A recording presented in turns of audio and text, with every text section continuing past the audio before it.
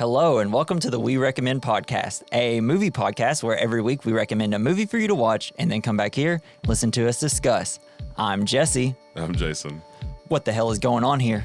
I mean, what the hell is going on here? Because this week we recommend Tremors. Calm down, Jesse.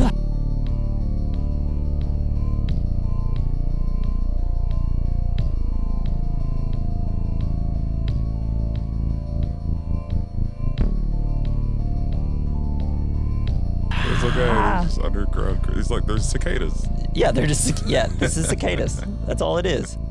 So I have to know, first time you saw it? Second time? Like, how many times did you watch this movie? This is a staple in my life. Yeah, I mean, I've seen this movie a billion times. I've seen it a few times, like growing up, but I've never seen it this clear. Yeah. I had to pay for it. It was $3.47 or something. I bought like a $30 special cover Blu-ray from Arrow Video, and it looks rad. It was worth I need every to show penny. you. Yeah. This was a movie that was on Sci-Fi, I think, my It was entire all the life. time, man. And, like every day I feel like they played Tremors. It doesn't really matter where you get it, where you like start watching it from. Doesn't matter. It's one of those. It's crazy cool and fun. Yeah. Something about worms, love them. Love worms. Big worm guy, Dune. Do you think they Part pulled two. one? Because going into this, after not seeing it for a long time, I was thinking maybe they took some stuff from Dune. Oh, it's definitely inspired I mean, a little inspired a little bit, maybe. Yeah. bit. Yeah. Also, maybe the two main characters, like Fred Ward and Kevin Bacon, are kind of like an adult version of Beavis and Butthead. They're maybe a little bit smarter. And we obviously Kevin Bacon is. Which one's the one with that's like that? I think that's Fred Ward. Well, which one's the one that's like in Beavis and Butthead? Is that Beavis or is that Butthead? Butthead's the one with his teeth showing. Okay, yeah, I was doing a teeth showing motion, by the way, if you couldn't see it. I know you can't see it, but that's Kevin Bacon. Yeah, I mean, just because Kevin Bacon has wild teeth. Yeah, Man, Kevin Bacon's got some hair in this movie. Whenever he's going to go pole vaulting, and like all the hairs in him, I'm like, geez, he's so young and he needs to cut his hair. He looked crazy. So this movie did not make a lot of money. Had a budget of $11 million and only ended up grossing like $16.5 million. I'm like, what is wrong? Why are we all the good movies just don't make enough money? People weren't ready for worms. Yeah, it's like, come on, guys, just please. Well, I mean, we still got like six sequels to it though. Hell yeah, which is great. So you're talking about like how did they come up with the idea? Would you like to know? Yes. So the co-writer S.S. Wilson got the idea for Tremors while working in California desert. Was the co-writer a boat? Yes, he was the S.S. Wilson. Well, so I guess he was a U.S. Navy guy in California, and while taking a break on a large rock, Wilson imagined what it would be like if an underground predator forced him to remain there indefinitely. And then also... He was tripping shrooms. Yeah, he was. He was eating peyote. He's just like, oh man, I love being stationed in California. So many drugs. And obviously Frank Herbert's Dune has also been cited as inspiration. So, yeah. That's where they got it. Why do you think Reba McIntyre's in it? Well, by the way, I thought it was Winona. Yeah, you were wrong. God, I told you. wrong. I knew it. I couldn't wait for you to see it. Jesus Christ. I don't know why she was in it. I think it was her first movie, but she crushes. Yeah, I thought she did pretty good. There was the line where Bert is pissed off at him because he's like, y'all brought us all the way out here when I had food and everything at my house. And then they kind of have a spat, and then he turns around and you hear Bert like whispering, and then you hear Reba. I know, he thinks he knows everything. It's so funny. I was like, wow, she's crushing in this movie. I thought maybe they just got her because, hey, we need some star. Need some star power, yeah. And you can have the credit song. Yeah. We'll just... And there's something that I've noticed is country singers seem to do way better. Like out of any genre of music, country singers always seem to do better acting. You're probably You got right Tim about McGraw.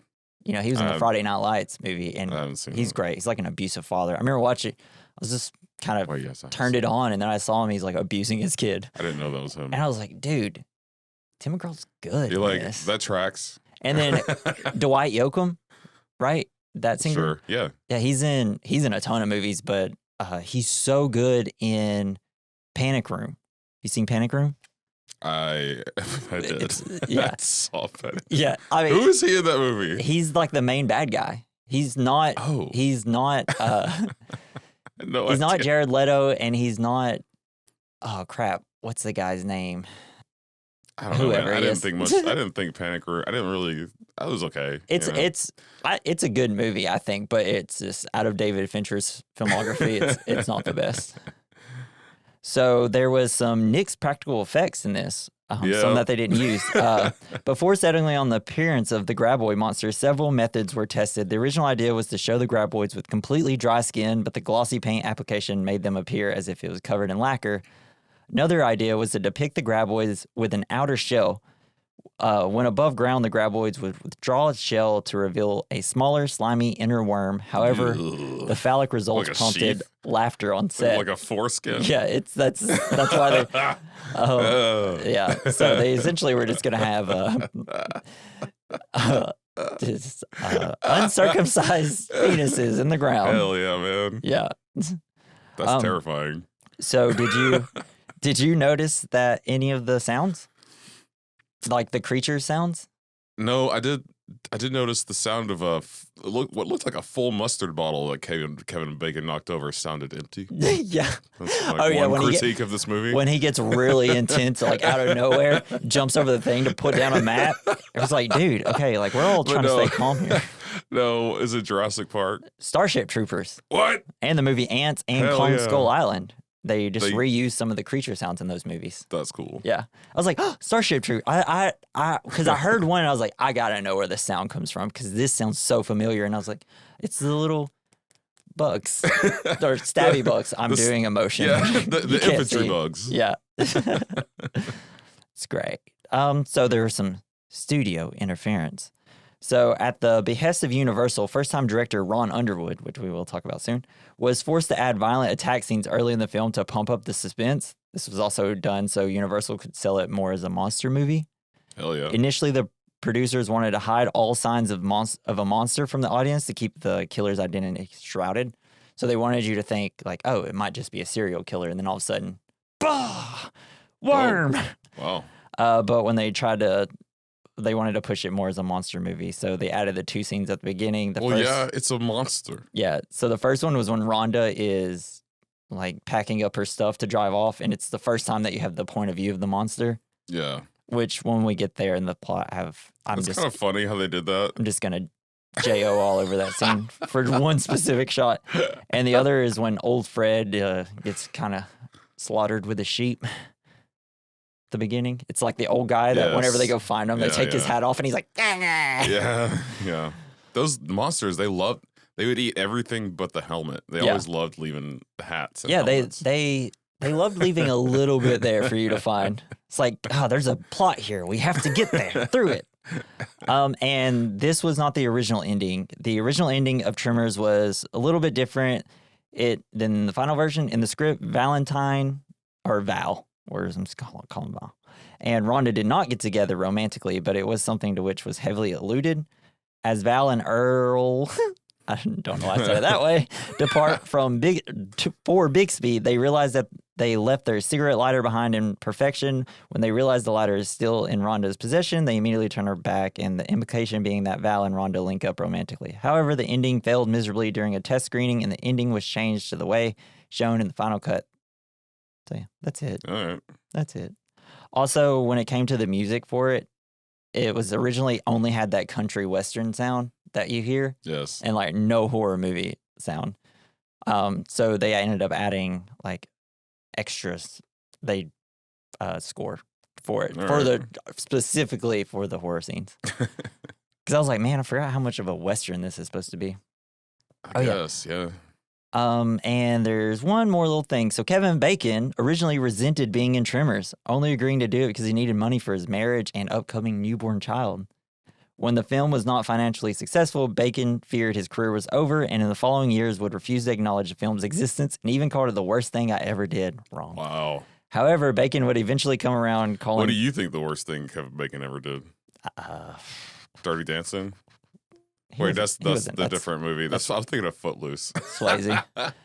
You know, Footloose. It was bad. It's a bad movie.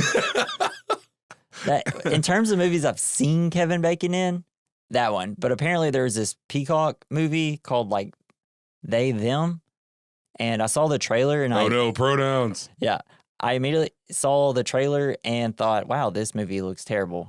And because they had, I just saw the CGI deer and it looked awful. Yeah. But so hold on back. However, eventually Bacon came around to Tremors, calling the film of Tremors to be the single most fun time he ever had making a movie in his entire career. And later admitting in 2020 interview, when I was making Tremors, I was very depressed and at a low point in my life, and I kind of blamed Tremors for all that.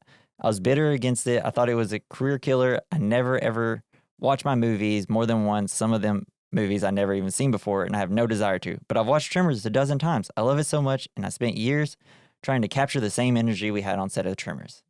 It's his favorite movie he's ever done, essentially. It's crazy. That's cool, though. And why the fuck do they call them Graboids? Why not just, you know... I mean, I know in the movie how they come up with it because it's just, but so are they really called Graboids now? Yeah, that's what they call them. Tremors. Well, now I don't know. They're supposed to be called Graboids, but everybody just says Tremors monsters. Yeah, because I can't remember in the sequel because the second movie they can walk on land, and then the third movie they can fly. They can fly. Yeah, hell and yeah, it rules. I can't remember what they call those, but yeah, it's fly boys. Yeah, I guess they just call. I guess they're like, oh, it's grabbing, and I can't remember what they say in the movie, how they came up with it, because I think they call them like slimoids or whatever in the movie, and then they say grab. Oh, they keep grabbing people with their wild tongue monsters. Bro, yeah, man, I feel good for. I mean, forgot all about the tongue monster part. You know those the female Tremors. They're probably like, hell yeah. How many snakes you got in your mouth, boy? Their tongue monsters don't have teeth. They give such. They are the king of going down on people in the animal kingdom. I mean, you can kiss, go down on a girl, everything all at once. Okay. That's awful. So now that we're canceled. Do they have any sex toys that are shaped like, I think they should. Maybe that could be our new thing. Yeah, that's what we're, get ready. Go to our link tree and find our shop full of sex toys specifically for movies. Monster oh my God. Specific if we sex ever toys. If we ever get big enough, that's what we're doing. That's how we get big. We got to write down this. Okay, so something I want to mention, the director, Ron Underwood, I was like, that name seems so familiar, especially whenever I saw it last night for the first time. Well, not for the first time. It's the first time I paid attention to who the director was. I was like, I wonder what else he did. It's, next year, he did City Slickers. Oh, Hell shit. yeah. Love that movie. And then like later in that decade, 1998, this guy's been a part of my life. He did Mighty Joe Young. Oh. Like seriously, 3 movies that I watched so much. Was that also a Billy Crystal movie? Crap. No, that's Twisters. The guy in Twisters. Oh, okay. Game Over, man. Gotcha. I have to remember it. Yeah, he wasn't his name Dudley in Twister. Bill Paxton. Oh, you're talking. Okay, never mind. But then his career got ruined by The Adventures of Pluto Nash. The Eddie Murphy movie. I never Terrible. saw it. And then he directed every single TV show in the history of the world. Oh, nice. Like Hey, that's pretty cool. Everything I've seen from some of those. Monk to Grey's Anatomy to MacGyver, Hawaii Five-0, Walking Dead, La Brea, just kind of everything. He did okay. He literally did everything. I mean, he was never allowed to make a movie again, which sucks. So I wanted to know some of your thoughts before we get into the plot. Why do you like this movie? It's pretty fun, you know, Yeah. and I think it aged pretty well for like It does. It for what looks was. amazing. The creatures look great. And it is a gun enthusiast wet dream, I think. Yeah, the best part of the movie is a gun joke. Or like a prepper, like a doomsday prepper's like wet dream. And they're like the best characters in the movie. Like when they're shooting the one that comes through the wall, and it's like, oh, it's funny. It's like it came through the wall. It looks great. They're shooting it, and it's like it's not doing any damage. And they're like, we're out of ammo. Slow pan. Wall of guns. Yes, that's one of the best parts. Yeah, it's such a good joke. It's awesome. And then also you're like, I want to shoot all his guns. I will say, like, I don't know. I'm not a big gun person, but I love guns in movies. Yeah. It's the coolest. It's the coolest. It's where guns belong. Just like, I want to see. I agree. It's like John Wick 4, dude. The guns that they have in that movie, I'm like, I've only seen John Wick Uno. Really? I haven't seen the other ones. Well, we're doing all 4 for the podcast eventually. Maybe we'll start this year. I don't think John Wick 4. I saw John Wick and I was like, they didn't shoot enough people in the head. get ready. Like eventually in John Wick 4, they just have suits that can that are bulletproof. And there's so many characters that John Wick has to kill that just have full body proof armor, like head and everything. So he essentially is using bullets as punches. Yes. Because he's just shooting them until they're like, ow, okay, knocked down. And then he's like, right in the neck. And it's so cool. That's hilarious. So you know what? I just love Val and Earl. I love the whole cast. It's like a town of 15 people. But what I like is they all like each other, except for a little kid. He sucks. Melvin, yeah, Melvin sucks. sucks. He should have died early. But and there's another aspect that I like that. I don't know. This movie like will set things like up, like the rock paper scissors things or the stampede thing at the beginning. The movie opens literally where they kill the last bug because it opens with him looking over the cliff that they end up killing the last. Oh shit. Graboid at using the thing that they were just talking about at the very beginning, the stampede thing. And it's just like, this movie's so much, the script is so goofy and kind of dialogue can be kind of bad sometimes. But then I'm like, wait, it's a really smart thing. It works. The whole Val finally coming to terms like, I don't need a perfect woman and stuff like that. The fact that everybody seems like someone that you would meet in like a real small town. Like Earl and Val, any other movie, there's some side characters. It's like, oh, there's some handymen over there, whatever. They come in for a line or two. But these guys, I don't know. It's a world that, yeah. Hey, Val. Hey, Val. Hey, let's go fix this sewage. Gets the sewage all over. We need TP for our bunkles. Yeah, he said that. So I don't know. That's something I just really like about this movie. It's like it puts a bow on like everything. Right? Everything that they set up in the movie comes to play at the end, and it works out perfectly. Oh, it makes you feel all good inside. Yeah. And something I love about a movie, something with horror movies that I hate, is when people just refuse to believe people that something is happening. Something I like about this movie is everybody's just, we're on board. Yeah. There's monsters everywhere. Because they find the snake at one point, like the little tongue snake tentacle thing. Yes. They're like, oh my God, this is crazy. They go and kill the one and come back. Hey, by the way, it's 30 times bigger. And everybody's like, we believe. Yes. Let's move this plot forward, baby. Yeah, hell yeah. That's refreshing. And because any other movie, we got like 20 more, it's going to be 20 minutes longer or 10 minutes longer of just trying to convince all these people that they exist. 5 other people would have to die for not listening. And instead, it's just, I don't know. It's a smart movie. The script, it's pretty good. The script is kind of silly sometimes, but I don't know. Love it. One last question before we get into it. Where'd they come from? Where'd the Graboids come from? That's what you think? Asteroid. So what I think is they're worms, right? Mm-hmm. I think that they've always been around in this area, right? But they kind of stay underground and kind of go through like a larva phase. So and then once they get big enough, they grow up, they go up. And yes, like cicadas. And then they just eat a bunch till they're full and then go back down. Forever. Reproduce. And then like maybe in another like 50 to 100 years, they come back up. Yeah, they got a long So it's gestation. essentially they just, stuff like that.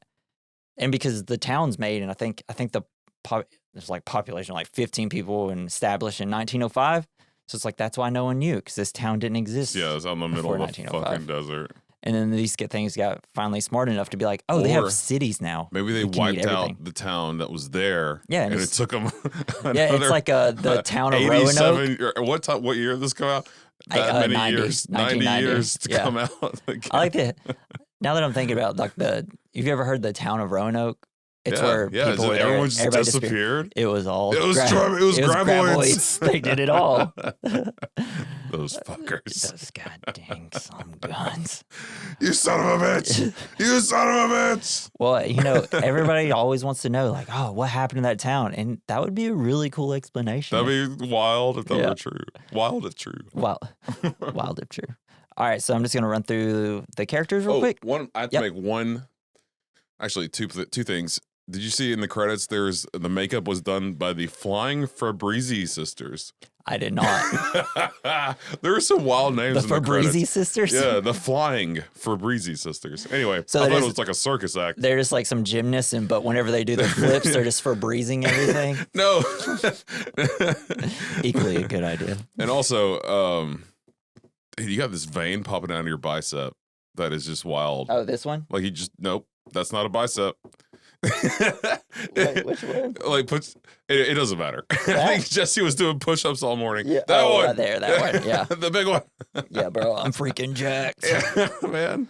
It's because like I went You're like so a pumped. year of eating healthier and then I ended up losing weight, which I don't need Is to. that what happens when you eat healthy? So then like I just like only skin, bones, and the little muscle I have. Sweet. All right, so I'm going to go through the cast real quick. Kevin Bacon plays Val. Fred Ward plays Earl from Toe Jam. Finn Carter plays Rhonda LeBeck.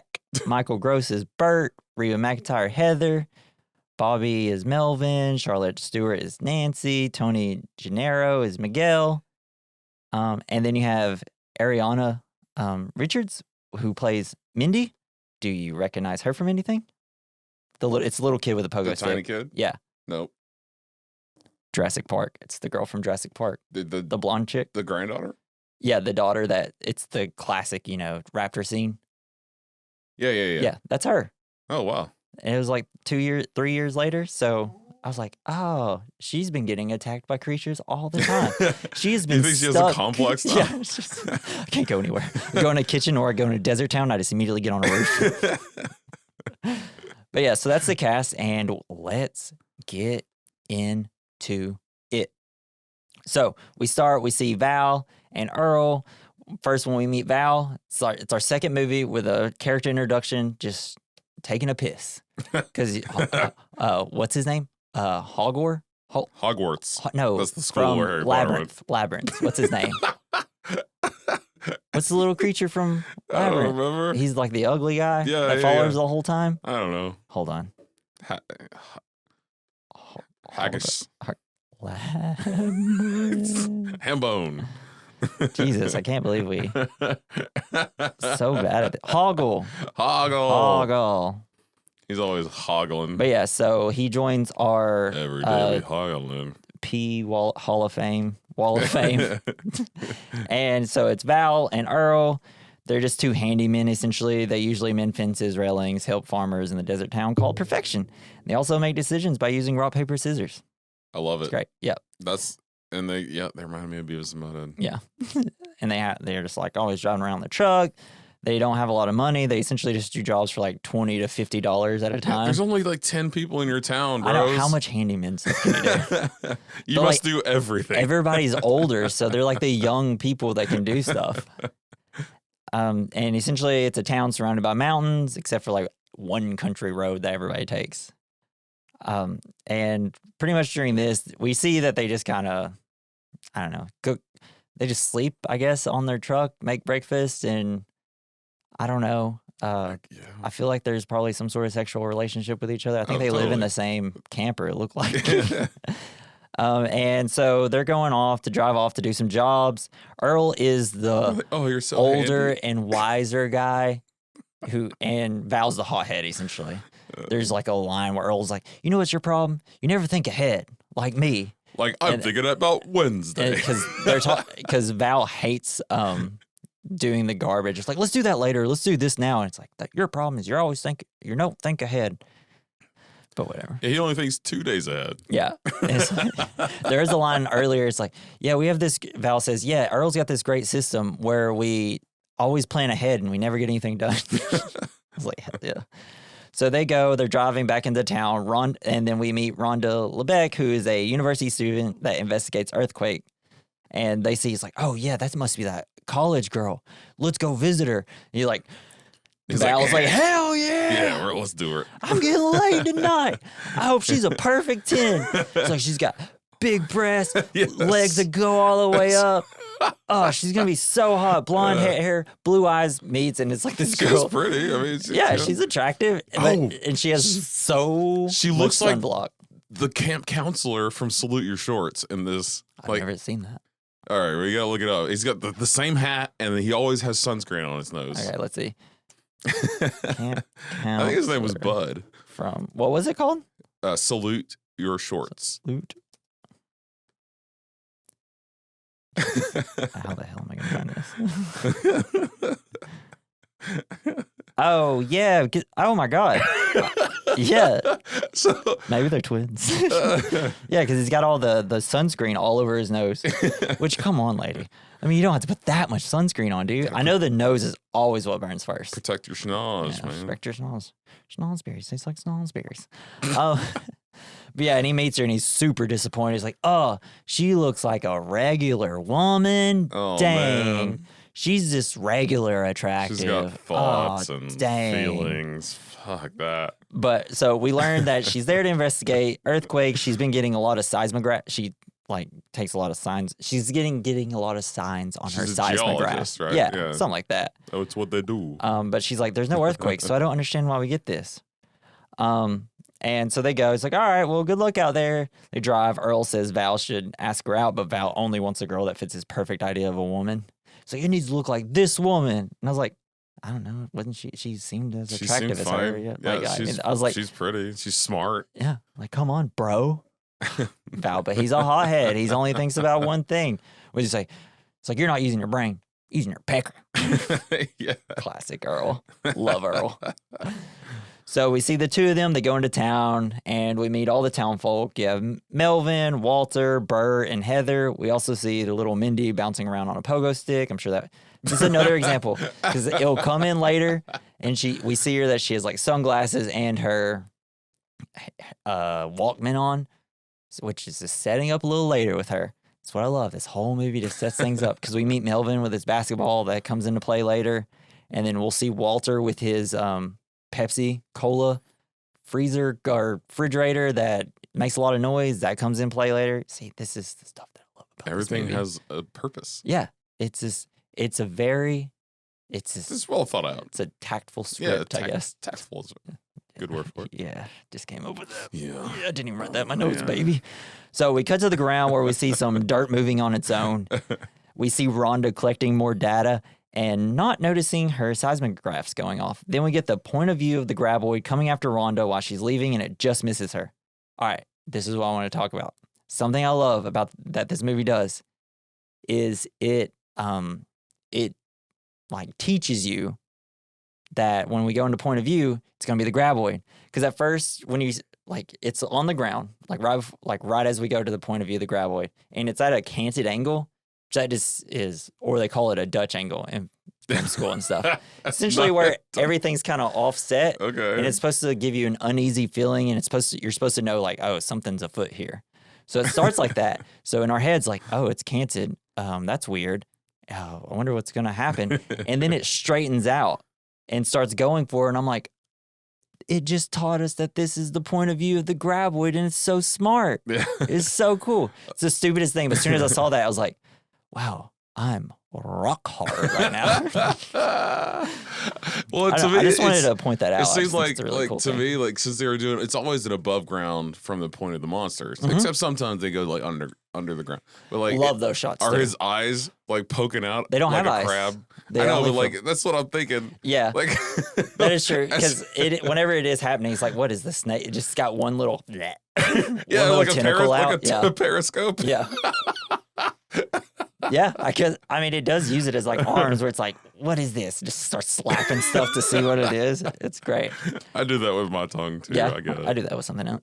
Oh, your penis. Man, we got some energy today, guys. Let's go. We're feeling perverted. Hey, when you talk about worms, you're just gonna go there. Yeah.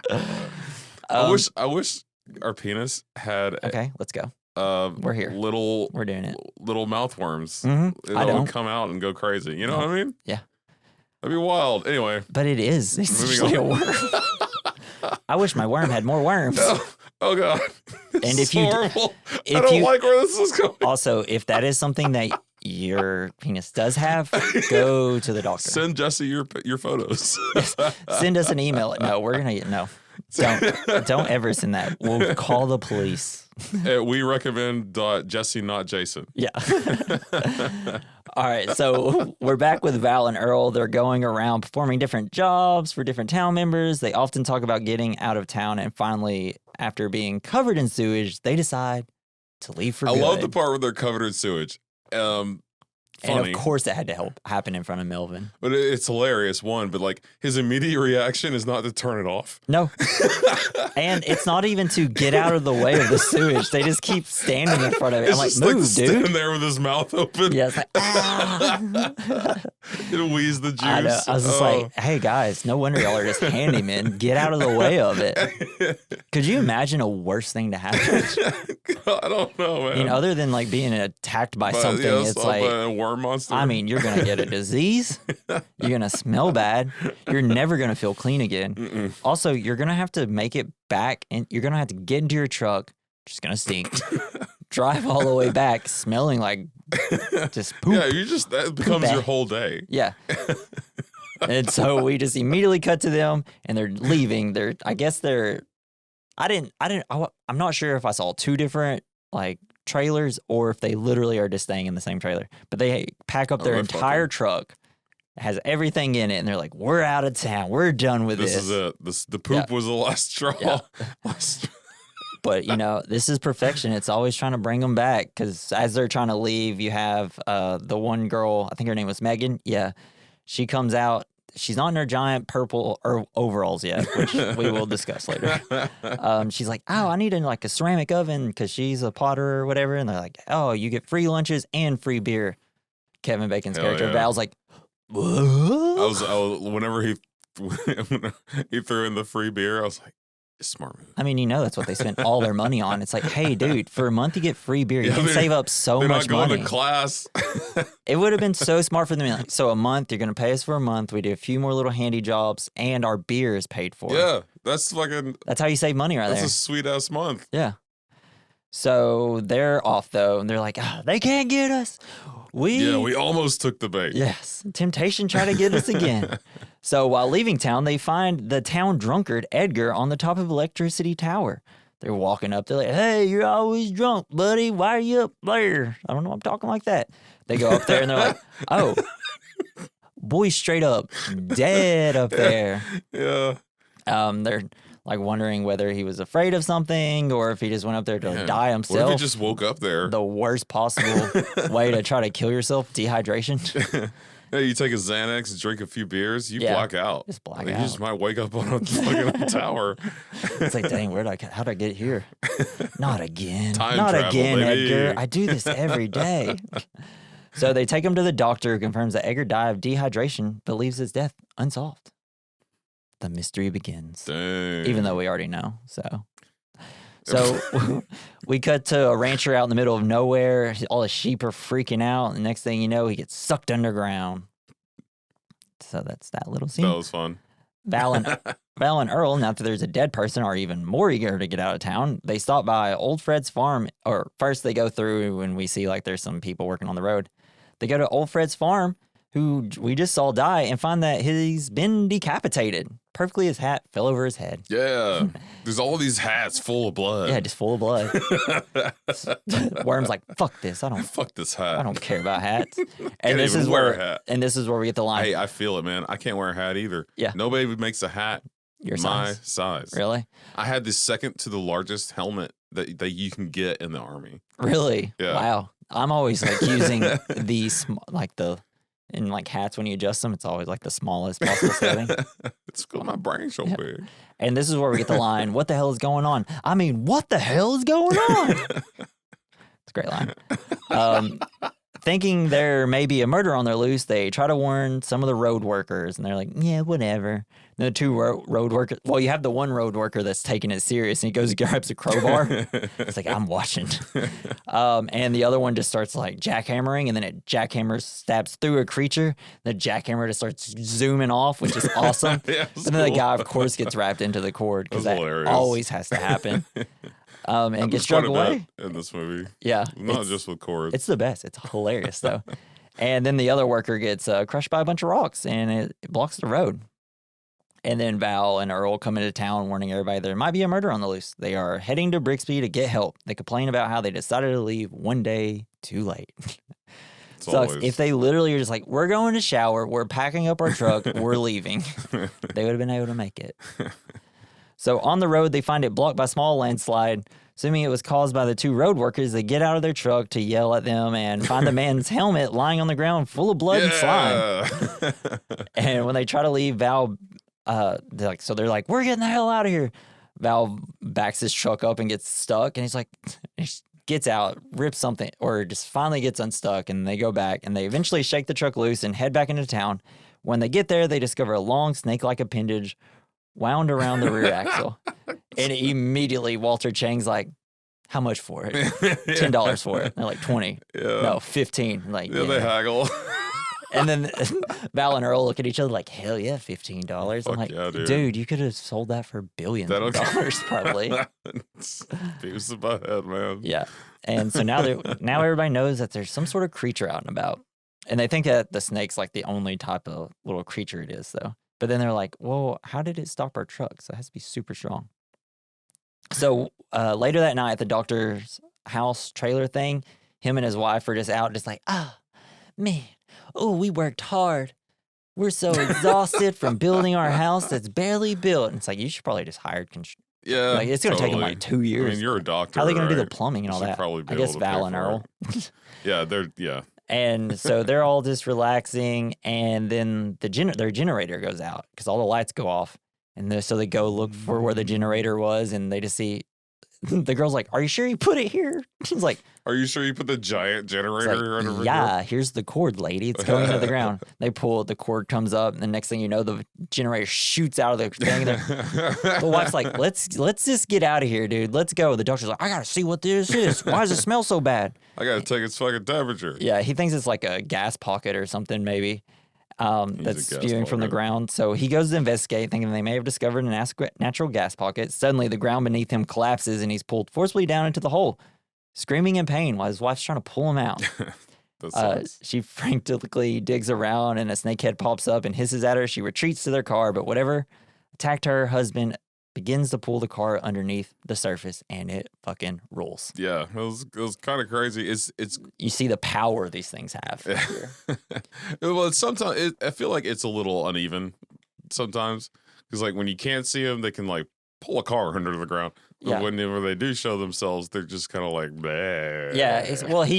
Whenever they are in the basement of the thing, and the thing's just like wiggling, just like destroying everything. Well, because all their power is on the spikes that allow them to move through the ground. That's where they have all their power. Yeah, I can see it seems like. Plus. And there's one that's smarter than the others. There's one that's hella smart, dude. Yeah. That boy. But it seems like if you're moving, they are almost kind of powerless. Because later when they're on the giant bulldozer, seems like they can take down anything, it seems like. But if you're moving, they just can't keep up with digging unless they get ahead of you and make a trap. Yeah. Okay. So they can essentially just destroy the earth under them to sink things, which is cool. I don't know. It's just like you're just seeing the power, and it's just setting up what they can do later. And it's like, they can sink a car, they can sink crappily made stores. So back at the store, we see that Walter is letting people take pictures with the snake head for money because Walter's a straight hustler, yo. Yes. I love it. That's immediately what I do. I'd be like, in the Instagram era, who wants to come take a picture with a thing? It'd be like $50 a picture. Who wants a picture with my snake? Yeah. They'd be like, you're canceled. Get away from me, please. So the shopkeeper, Walter, lends them to, so they're all like kind of freaking out, and they're like, well, we can't go anywhere because the roads are blocked. What are we going to do? And then Walter's like, hey, how about you take some horses? They can go to the next town, and then you can call the police. Something I do love is that, they're just immediately, like, the characters aren't trying to be heroes. They're not trying to stay there. They're still just wanting. They're trying to get the fuck out. They want out. They're going to go to Brixby and then not come back. Which I love because nobody's trying to be a hero except sometimes Val in certain situations. Yes. He just thinks he's better. Yeah. But because they can't call because the phone lines are cut, and because of the mountain ranges, they can't radio anybody. Yeah. So. This town sucks. Yeah. I shouldn't have named it Perfection. Yeah. And like a lot of people aren't really worried in spite of everything that's going on. You have Melvin doesn't really seem to care. He's kind of mocking and pretending to get eaten all the time. Bert and Heather, they're the gun nuts, and like they're just prepared for World War III anytime that Hell yeah, whenever man. it happens. When they talk about like everything that their shelter had, I was like, hell yeah, that's what I want. So I just think, they're not worried at all.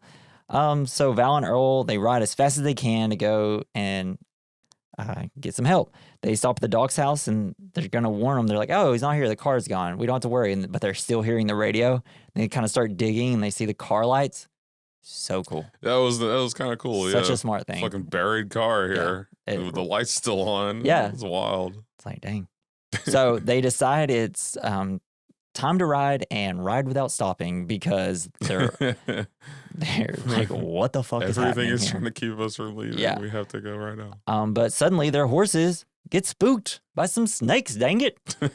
One gets away, sadly, but one horse, R.I.P., I love a good it. horse death. I hate a good horse death. Man, there's so many creative ways to kill a horse. There is. Snakes, whatever happens in Did you ever Napoleon see for you. Did you see that one night? No, I still haven't seen it. Come on. I'm just going to have to look up Napoleon We got to do like death. the top 10 best horse deaths. Best horse deaths. I don't know. I guess because I grew up with horses and Horses are an extension of man. I know, but man, like, I don't know. Something, I guess because I've watched so many horse deaths that I just kind of feel really bad just from, not in real life, but just from westerns. Has any horse ever tried to kill you?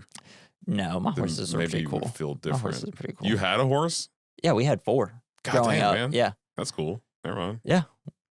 Can pretty you cool. ride? A lot of them Like died. Kevin Bacon? They're all dead now. R.I.P. Yeah, I know how to ride a horse. Fuck, dude. I don't know how to. I can't remember how to saddle them and stuff now because I haven't done that in forever. But I'm pretty sure if I got one on it, I'd be like, oh yeah, I remember how to do this. Yeah, I'm just an old country Fucking boy there, Jason. Jesse fucking James. I mean, we're from the South, baby. Can't have a name of an outlaw and not know how to ride a horse. know. Come on. Why do you think I got that name? I wish I had a outlaw name. So yeah, so the one of the like we see one of the horses. It's just covered in like the 3 snakes, essentially getting taken down. And then finally, the Graboid reveals itself, and it's huge, Got baby. a big old beak. It's big. It's like just looks like a giant turd. They do. And then they're like, "We gotta get out of here!" They're running from it. The Graboid was pretty fast. And the creature's running after them. As they run, they try to jump across this like concrete ditch thing. I guess whenever it floods, the one time I'm sure it rains there. Yeah, And if it, like in the desert, because I lived in El Paso for a while, oh, cool. It floods like fucking crazy. Yeah, and then like won't rain for months. Yes. Yeah. So once they jump the ditch, they don't make it, and they're like, "Oh crap!" And the thing like runs into the wall, just like knocks itself out. They're like, it knocked itself cold. No, I think it knocked itself dead. Looks great. You have like the blood oozing out. You see one little snake tentacle. It's great. And at that moment, cool bad voices. oh, and I love it because when it dies, you have Kevin Bacon. Well, fuck you. It's so good. Something I love about this movie and all the acting, everybody's very expressive with their face. Yeah, that's pretty cool. Every single thing Earl does, he's always making a silly face, like just like wacky faces. When he's smoking the cigarette. Yeah. God damn. And then as that happens, the seismologist shows up, kind of spooks them. They discover that the creature stinks horribly, is several meters long. Is this supposed to smell like sulfur? I don't know what it's supposed to smell like. That's what I thought they said. They may have, and they're like, it smells worse alive than it does dead. But they kind of dig it up, and it's a huge snake. And so they learn that the snakes are just like they're just like tentacles that protrude from their mouth, their throat. Yeah, the stinky snake thing. Rhonda checks her seismographs, learning that there must be at least 3 more of those snake mouth monsters. When the 3 are going back to perfection, another of the creatures tries to capture them. They can only see a trail of dust flying as the monster swims invisibly through the earth, and this dust trail is going to be the sign that the creature is essentially moving underground from now on. So anytime you see dust, it's like, here they come. Val, Earl, and Rhonda run for their life and end up on some tall rocks because luckily they're in the desert and there's always this random giant rocks everywhere. Yeah, man. Fucking rocks. And they climb up it and we learn that the creatures cannot climb. They they try to kind of just the mouth parts. Yeah. I feel like the creature didn't really put a lot of effort into climbing. I mean, it could be like a, kind of like Air Jaws, whenever you watch all the Sharknado? Shark Week. Oh, this was, they had a few names for it. One of them was Land Sharks. That was the original title. That was the script title, and then they changed it to Tremors. Yeah, it's better. Yeah, Tremors is better. Way better. It's a great name. It's awesome, especially since you have the seismograph stuff. So they stay on these rocks for a while, but the creatures are very patient, which means I love because he sits there. He's like, these things aren't moving. They're just waiting for us. That means we're stuck. That really pisses me off. It's such an old dude thing to say. But so while they're just sitting there, finally Rhonda devises a plan that they manage to climb from one rock to the other with pole vaulting. By pole vaulting, being closely followed by the hungry monsters. It's also what Earl tries to do it the first time. He struggles. He just falls back, and then Val's is like, "I'm really good at this." And I love it's such a goofy. Like it kind of does this wide shot of it, and it's really goofy. The music's really goofy, and I was like, I remember that specifically so much as a kid, the pole vaulting scene. Yeah. So much that when they did it in The Last Jedi, I was like, because Luke does it for a second, I was like, this reminds me of Tremors. Well, I love whenever they're all doing it together and they're playing the music. Yeah. It's like the 90s version, like that. I feel like that Rusted Root song should have been playing. It was. I don't think I know that song. You would if you heard it. Yeah. I think, but it's like it's been used a lot. It just seemed like it was kind of a cheesy music choice. I don't know. The scene was a little fun. Yeah, it was. It's really corny and goofy. Yeah, corny is the what I was getting at. Yeah. I guess at this point they figured out that the creatures feel them because they can. They say residual rocks a lot. Do they? I didn't even notice. Like 4 times. So they deduce that the creatures feel them because they can make sense of the noise that humans make from vibrations and like simple movements and talking. So they end up making it back to their truck, and I love this part because she's like got to start she has the key, she starts the engine, she's driving with her hands. She's really good at driving, by the way, without seeing or steering whatsoever. She's down at the gas pedal, pressing it. They're all like, yeah! And the truck is somehow going perfectly on the road. Yeah. And the guys are just like high-fiving, like, we did it! And she's like, little help here, guys, please. Yeah. So, and now they're back at the drugstore. Walter decides to call the monsters Graboids. Melvin is still mocking Earl and Val stupidly. They're like throwing basketballs and like screaming and essentially just trying to get them riled up because Melvin's a little brat. They're all deciding how they're going to escape because Val shows that the Graboids are coming right for them because they've just been following like a certain trail, just going from it's coming right for us. Dinner to dinner, essentially. And then suddenly the monsters are there. Oh, yeah, he pulls out the map. He's like, look, it's like the Santa tracker. Bottle. Yeah. It's like, look, I figured all this out and I'm pissed now. But yeah, suddenly the monsters are there because we see that you have Melvin outside. He's bouncing his basketball. And like a douche. And then you have the little girl out pogo sticking. I don't know what professional pogo stickists call it. But Melvin gets ran up a pole. Everybody in their houses, and everybody's like, what the heck? And they all run into their houses and stuff. And then we see little Mindy outside pole vaulting, and he has to risk his life to save her. Pogoing. Yeah, pogoing. I'm pogoing. So Rhonda and Earl get chased by the Graboid, and so Val goes to save Mindy, and Earl and Rhonda go out with them, and then they kind of get stuck because the Graboid's coming right for them, and then Rhonda gets all tangled up in barbed wire. And then I know how to solve this. Take your pants off. So it's the best way to get a woman out of her pants. That's true. Something that's fun is wrap her up in barbed wire. Like, this would have been like a classic moment where it's like, oh, look at her, she has no pants on. But something I like about this movie, because that's what most horror movies would have done. They don't really lean on it. Yeah, they don't. They don't make it sexual or anything. It's just like, this was specifically here because this is what they would have to do. It's not something you see in a lot of, like, because if it was most skeezy horror movies, it'd be like slow motion, she's running, and you're just like the back shot of her. Yeah. But yeah, so she has to take her pants off to get out of the barbed wire, and they run. And like we see that when they're running back inside, the creature's tearing up the little porch area. It's great. It's like, hate oh snap, these sponges. things can do anything. And we see Val is tending to Rhonda's wounds, and there seems to be kind of a connection between the two. You got Earl just making faces at him like, See, I y'all thought- gonna fuck. Yeah. I thought there was going to be more of like a thing between Earl and Val. Like Earl was trying to get with Rhonda because he really likes her. Yeah. He thinks she's like smart and cool. Yeah, she's like, hey, this is like someone that anybody should date here. Like, Yeah. this is someone you should be I getting thought he would going be after. more pissed, but he's kind of just being cool about it. Yeah, he's just like, hey, come on. I'm older here. I know it's smart. Get with this girl. And so, like, after he's kind of making faces, they're like, okay, we're done here. We're done here. Val's like, no. Double D's are nothing for me. And then all of a sudden, Walter's goddamn Pepsi machine comes into play here. It just like shuts on, like turns on. It just all of a turns sudden. on. It's really loud because he wanted them to fix it, and because they were in such a rush, 'cause and they they're didn't such fix terrible it. handyman, they couldn't fix it. So they had to go. It's their fault. Yeah, they are. It is funny. They're like, it's like, yeah, we're good handymen. And then like a little earlier in the film, and they're doing the barbed wire fences, and then you have where Val's trying to hammer the one He thing misses in, it like misses 3 like times. 7 times, and then finally hits it. And Earl's like, yeah, you're a great handyman. Got it. So yeah, and because of this, suddenly Graboid comes through the store's floor. Graboid manages to eat Walter, emerging from under the wood Gets Flooring. Mr. Chang. Poor guy. R.I.P. I love that guy. The actor is always. I think he's in. Is he in?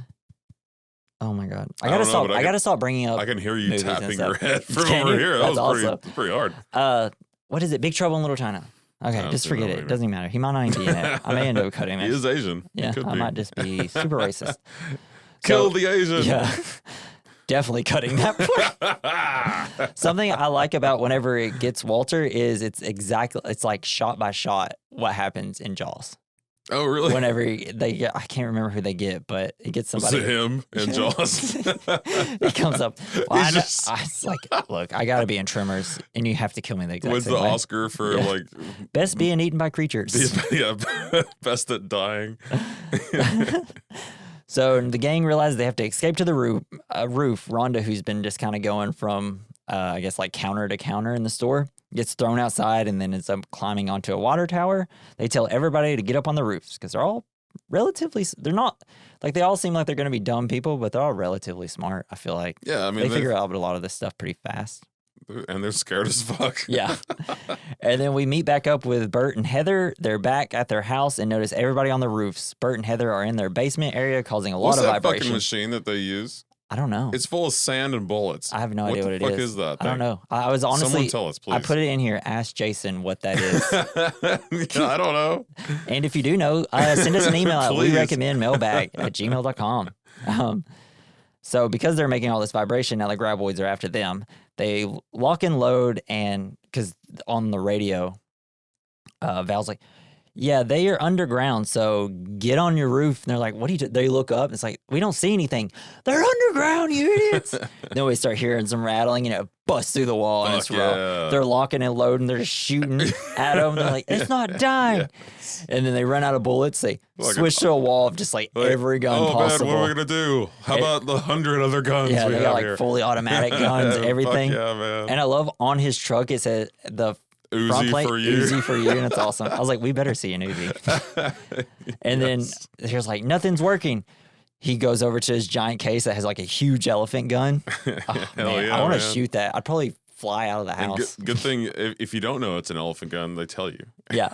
Because at first I was like, I'm sure they're calling that an elephant gun, right? And then they say elephant gun. I'm like, Yeah. oh, cool. Is it a gun just for killing elephants?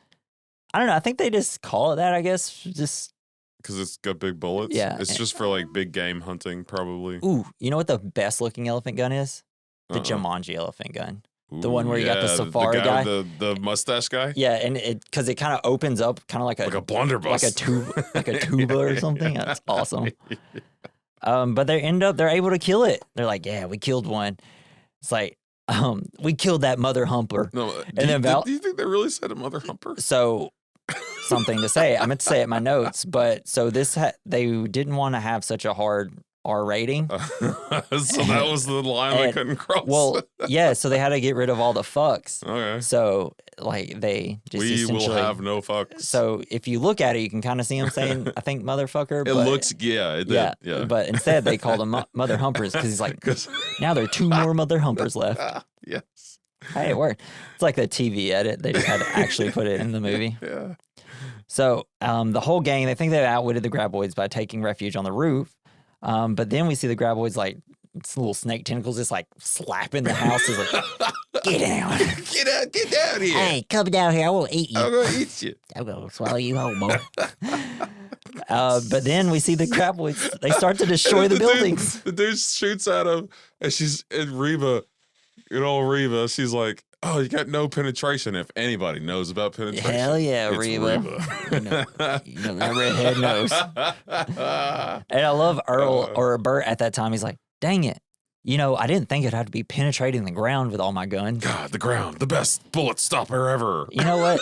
This is how we figure out Bert, not a very good survivalist, man.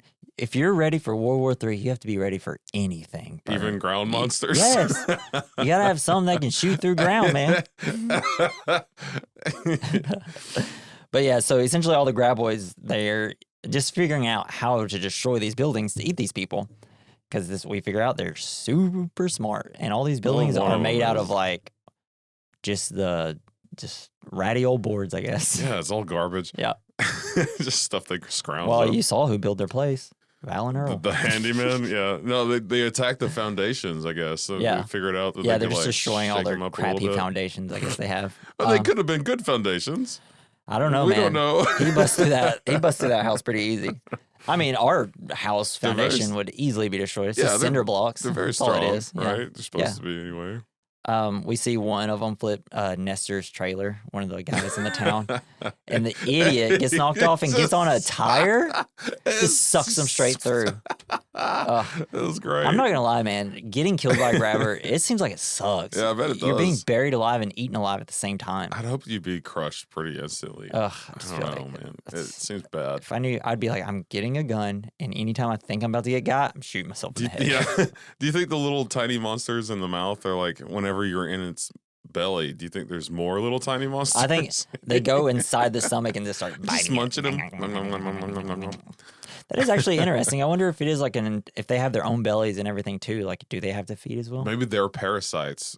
Maybe that have a symbiotic parasites relationship that, like, with the bigger monster. The Tremors weren't able to get enough food, so they evolved to the point to where they had tentacles coming out of their mouth. Well, the parasites, maybe they helped them evolve. Yeah, maybe. Hell yeah. Or a giant worm had sex with a snake, and that's how it works. Get my mouth, snake. Yeah.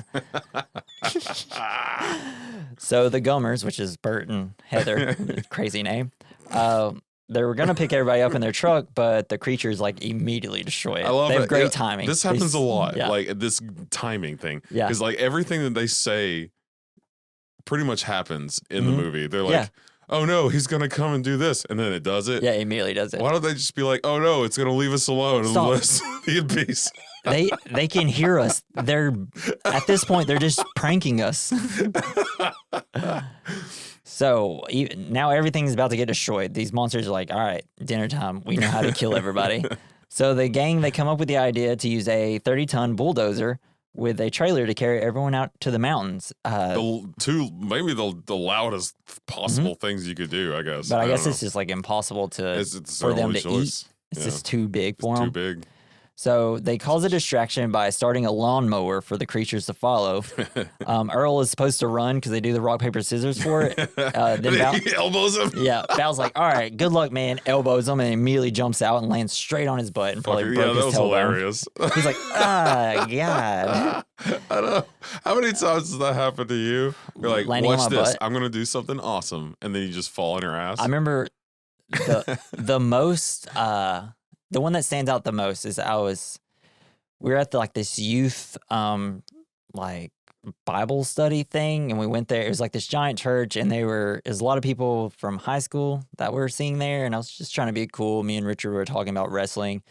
And so I pretended to do like a sweet chin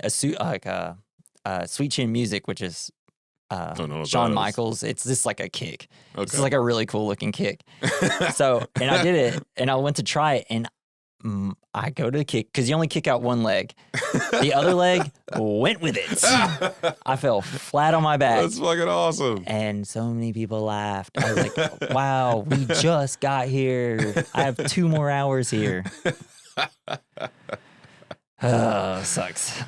But so the lawnmower ends up flipping over while Val is running because dang it just had to run into something, didn't it? And so the Graboid beelines it to Val and they're like, stop.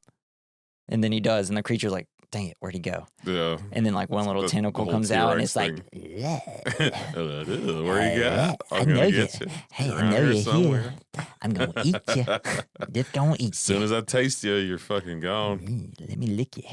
But But then Rhonda and everybody try to distract the Graboid. They're like, hey! And then Rhonda, because she's smart, decides to break a water line, causing the Graboid to come for her. And Val is able to make it.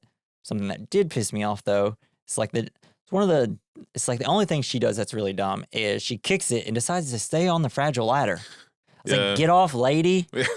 She wants to see results. But then immediately, something I did like about the movie is that when she's able to get off the ladder and back up, the ladder falls. She goes to reach for it, like, dang it, now I can't get down. And I was like, what a small little detail. That's Shit. very smart. That was kind of fun. I thought she would grab it and like try to hold on to it. Yeah, and then she just maybe wasn't it able pulls her to. off. I don't know. Something about this movie, they were really smart with like the small details, I feel like. It's really small detailed movie. Yeah, which they is pay great. a lot of attention to those. Yeah. So Val made it. He gets the trailer hooked up and he goes in and picks everybody up. They also go to pick up Bert and Heather, which have prepared mini pipe bombs. Hell yeah, man. These guys are smart and ready to go. And they said they made it out of chemicals in the house. Yeah. Like, oh yeah, what's the line? What the fuck are y'all cooking with, man? I gotta get the line because I thought about doing it first. It's like, what was it? It's just household chemicals in the correct proportion. Yes, that's what it is. Like, what the hell are those? It's a bunch of household chemicals in the proper proportions. Yeah, well, it looked like y'all are like had a bunch of I don't know, just some very there's just scary gunpowder stuff. and some. It's probably- some kind of white crystals. Yeah, I don't know. I don't know What how is you that, make man? pipe bombs, but I don't either. yeah. So they're making it, and they're all like, "Yeah, we're doing it." They're so close to the mountains; they're almost home free. But these dang Graboids are smart. And when they see them off in the distance, they're like, "What are they doing?" Val's like, "Well, as long as they're not over here, I don't care." And they go right where they're going, and I'm like, "Why didn't you like turn or something?" And the Well, they're slow. yeah, I mean, like, that's true. And the Graboids created a hole, and then things falls in, and they can't get out. So now they're stuck there. Got them. Bert starts throwing pipe bombs, and because the Graboids are so sensitive, they like run away. They're like, Yeah, it's got to be loud. yeah. And this gives Rhonda the idea to throw a pipe bomb and make a run for the rocks. So they do it, and they run away, and then they make it to the rocks. They wait there, surrounded by Graboids. And this is where we get the Val and Earl fighting with Bert because he's like, why? Could have just stayed home. Maybe one would have broke in and I could have killed it, or we're on the roof and we can fish them out that way. At least we had food. Yeah, So food and water and then we get this scene bullets. where Bert's like, you know what? If it comes to starvation, I'm just gonna take one of these pipe bombs out, light the fuse, let it eat me, and explode it. Hell yeah, man. And then Earl's like, that's a good idea. What I like is everybody just kind of has this like endearing like laugh about it. And I was like, they're all friends. This all feels like they're all friends. Yeah, they know each other. Yeah. There's 10 people in town. You're gonna know each other, like- I think. Even though like this is just a goofy movie, it just, I don't know, it really came together really well. That was fun. It was great. But this gives the idea for Earl to go fishing. Yeah, that 'Cause was fun. They're going to kind of lure it with some rocks, and then they're going to throw the pipe bomb, like lasso the pipe bomb over there. And then when it swallows it, it eats it Yeah, that and was sweet. explodes. And then it's like spews guts And all it's over just, like, Melvin. orange goo everywhere. It's awesome. And it's like bright orange, so it looks hilarious. And they're like super excited. And then it's Val's turn to try to. Yeah, why does Val have to try to one up Earl? He did a pretty good job the first He's a time. hothead. I guess. He should have just let Earl take the reins on that one, I believe. Well, he's able to do it. It's I just know, but the it was creature so spits it fucking out. funny. Mhm. That was hilarious.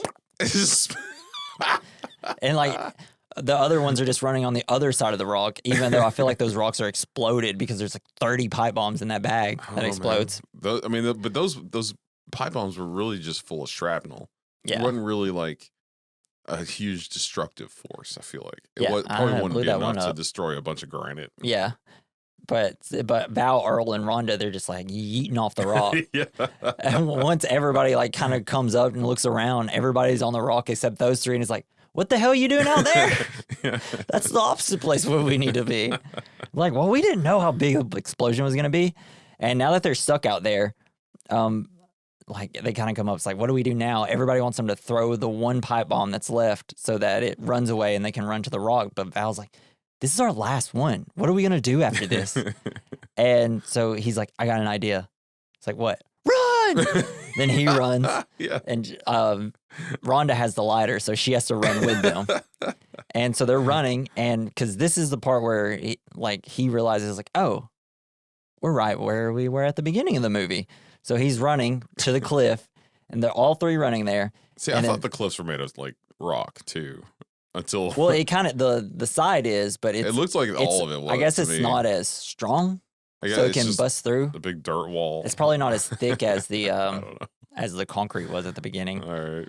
So, what Val decides to do is they run to the edge of the cliff. They just sit there and wait. And as it gets closer, he throws the pipe bomb. He cuts the fuse real short. Oh though. yeah, he does cut the fuse short. That's scary. And he lights it and he throws it. Earl's like, "You missed." He's like, "No, I didn't." No. And then it goes, and this thing just rockets out. The other two run out of the way, and then Val at the last second jumps, and then it shoots that was out. A sweet jump. Yeah. And then as the monster goes, it looks like this giant turd that hits the ground. It's like right off the side of the mountain or the cliff. And they did it. It was awesome. It's like Stampede, am I right? It was funny how when it hit the ground, it exploded, and like just the whole scene, like it just shoots out of the side of the wall. Yeah, and it kind of shows you from the perspective of the monster falling. Yeah, it does. Like, oh shit, and it just hits, and it's like, I don't know, like it's like a sack of goo. Yeah, it really was, and like because you see little holes kind of pop where you can probably see where they cut it, so a lot of the orange would come out of it. I don't know. It's great. It was so funny. The creature looks so cool and gross, and it's like something I did earlier today. Ew. We getting weird on this one, baby. It's a Tremors episode. Why is it bright orange? Yeah. Oh god. I ate a lot of carrots today. So they're all alive and happy. Earl and Val, they're leaving again. They say, fuck this place. Yeah. And then Earl convinces Val to talk to, Rhonda comes up to talk, and Earl's like, she's obviously wanting him to be like, can I have your number? Can we like meet up? We gonna fuck later? Like, what are we doing? And then she's like, well, all right, I guess you're not making a move. See you later. Yeah. And then Val's like, I can't get over my expectations of women. Well, Earl's like, just looks at him. Val's like, I know. I'm working myself up to it. Which is great. And then he goes and they talk to each other and then they kiss. Meow. And then the movie's over. And then Reba McIntyre crushes the credits with their song. What if they're like, hey, Reba, we want a song for this movie. And she's like, well, you got to give me a part. But I feel like maybe that was it. I don't a know. good decision. I really didn't find anything why she did it, which is weird. I didn't do too hard of a search. Ears. Didn't notice her ears. Yeah. Her ears were weird. Do you like Reba? Do you like her song? Yeah, I mean, I think Reba's great. Natalie brought up because we're not big into country music. No, me neither. And I fucking hate it. Something that Natalie brought up is something that she brought up, and I was like, oh yeah, I totally agree. Something we hate with country music is when people talk, they sound normal. But then when they go to sing country, they get nasally and like twangy, and it's so annoying. The thing with Reba, she sings the way she sounds, which my wife brought up, and I was like, oh yeah, that for some reason does make it better. But she's from like Cincinnati or something. What the fuck? Yeah. But she always sounds like that, so where is Reba? I know, it's kind of weird. Like she has such a strong accent like that. Maybe she like moved. She's from Oklahoma, dude. Oh, Get the fuck out of here! I'm a liar. You're an idiot and a liar. I'm so dumb. But man, what a fun ride of a movie, right? I know. It crushes. It's fucking great. And there's like 6 more of them. I like the second one, third one. I haven't seen anything after that. I didn't know they had that many. I thought it ended at 3. No, they have. The rest are all made for TV. Oh. And Kevin Bacon doesn't show up anymore. He's in all It's just of them. Earl. Earl's in the next 2.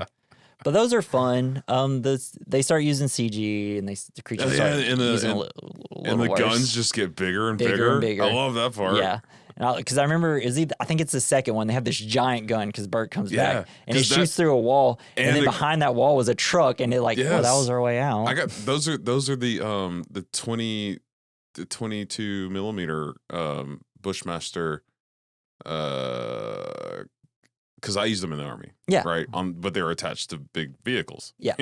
So, but they're fun.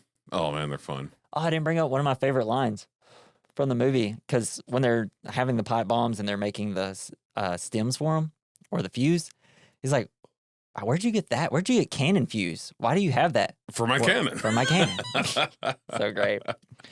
All right, let's move to our categories. First category is the good, the bad, the ugly, the fine. It's where we talk about the good of the movie, the bad of the movie. The ugly is something we didn't think aged well. The fine is something we think aged well. For me, the good is obviously the creatures. They're so cool. They're fun. They're awesome.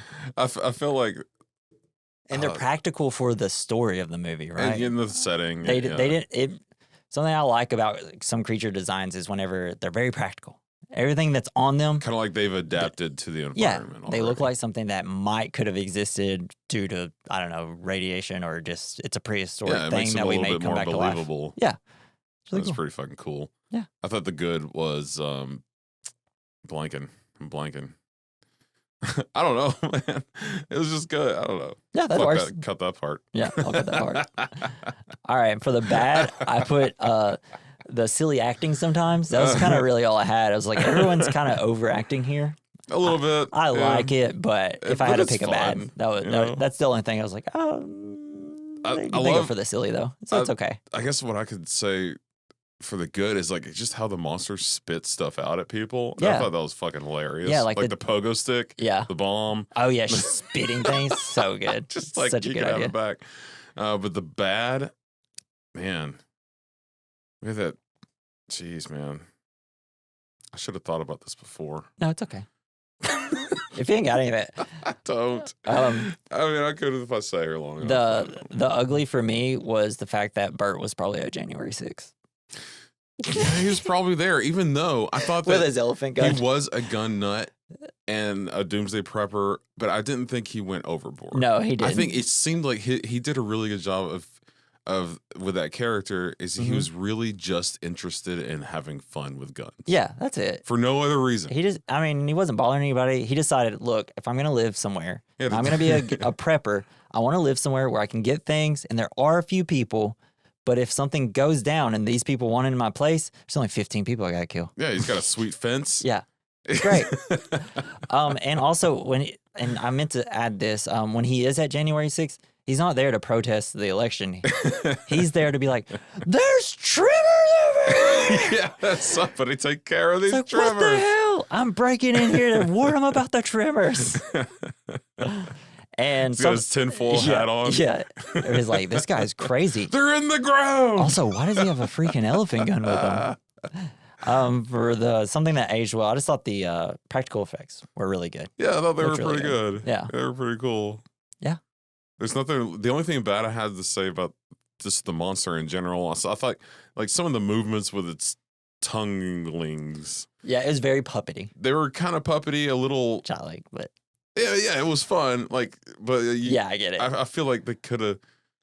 I don't know. No, I get it. I know exactly what you're saying. Just the way they moved a little bit. They're bit. very Muppety sometimes. Sometimes, yeah. Which one is supposed to be scary? And it looked like it was just a dude's arm and a glove. Because yeah.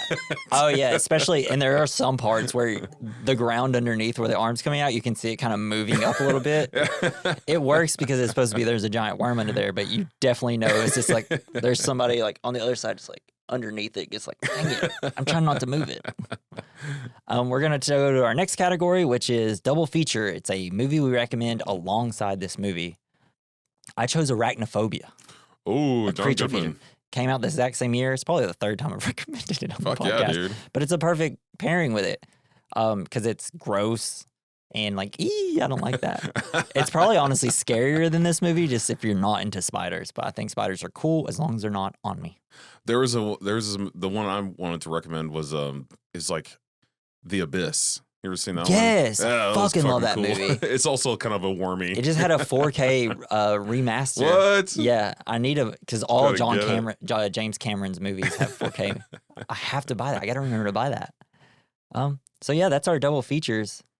So make sure to join us next week because we're covering the horror masterpiece. It's like It Follows. It's like the scary STD. Sexual transmitted demon. Yes. I love it. I can't wait to talk about that movie. I love, I don't know if you know how the director came up with the idea, but we'll discuss that next time. Because he has really mad herpes. It's like you're about to say hemorrhoids. Well, yeah, that's not an STD though. I made a horror movie about how it hurts to poop. It starts with an H. Yeah. So yeah, make sure you join us next week for that. It's a great movie if you haven't seen it. It kind of was just when it first came out, everybody just kind of went nuts for it. Yeah. Like every time I try to go see, because it was only showing in Nashville at like a special movie theater. Every showtime was sold out. Sold out. That sucks. Almost said shown out. I was like, Still haven't seen Dune 2 yet. Yeah, dude. Well, it'll be out soon. It'll probably be on. You can HBO. already rent it. It'll be on Amazon. Max pretty soon, probably. But yeah, so join us next week for that. If you want to get in contact with us or send us an email about a movie, please do send it to the We Recommend mailbag at gmail.com. Or just put a picture of Kevin Bacon in the clouds like Batman. Yes, please actually do that. Just do that because when I'll see it, I'll know I've had an email. It's like, and if you want to follow our social medias or listen to on another platform, the fastest way to get there is our link tree, which you can go to by going to linktree / We Recommend Podcast. I'd like to thank Joey Prosser for our intro and outro. You can follow him on Twitter at Mr. Joey Prosser. I meant to say X. And man, that's it. Hey, Ashley liked this one. Did she? Awesome. Yay. She grew up watching this, so she's like, who recommended this one? Yeah, that's something we're just going to have to make sure we get did Ashley like this? Yeah. Just so we could be like, what does she like movie-wise? So, yeah, that's the episode for this week. This has been the We Recommend Podcast. I'm Jesse. I've been Jason. See you next week. Bye. Bye.